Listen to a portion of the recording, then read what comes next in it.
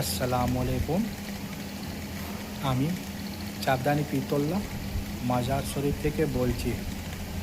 পা থেকে মাথা অবধি কালো কাঠটা মেপেছে, কোমরে বেঁধে নেবেন। এক সপ্তাহ রাখবেন। রাখার পর শনিবার, রবিবার বা মঙ্গলবার খুলবেন।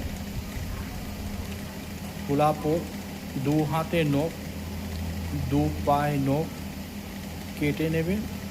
কাটার পর একটা পাতি নেব, নিয়ে ক্লক বাই যেভাবে ঘড়ি ঘুরে 11 বার ঘোরাবেন। ঘোরাবার পর বলতে হবে, হাওয়া বাতাস বা কেউ কিছু ক্ষতি করে রেখেছে